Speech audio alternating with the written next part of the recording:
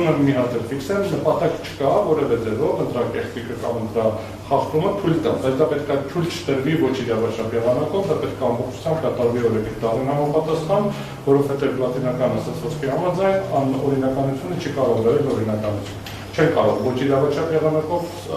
պաշտպանել իրավունք։ Այսքանը խնդրում եմ այցը բավարարել,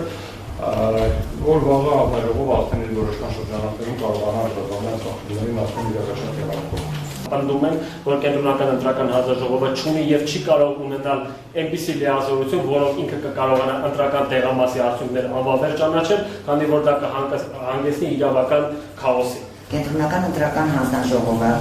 կարծում եմ, որ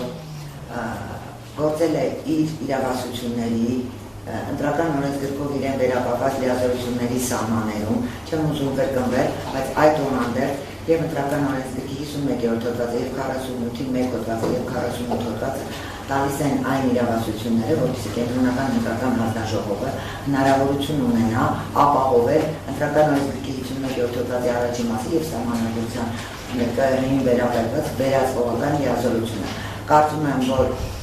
կենտրոնական ընտրական հանձնաժողովի 254 որոշումը իրավաչափ է, բխում է ընտրական օրենսգրքի պահանջներից եւ խնդրում եմ հայցը մերժել։ Ղեկավարվելով վարչական դատավարության օրենսգրքի 114-րդ հոդվածի առաջին մասով դատարանը ավարտում է վարչական գործի դատաքննությունը եւ փոխնստերության դատական ակտը կհրապարակվի մինչեւ այսօրվա ավարտը։ Դատական նիստը հայտարարում է հաղթած։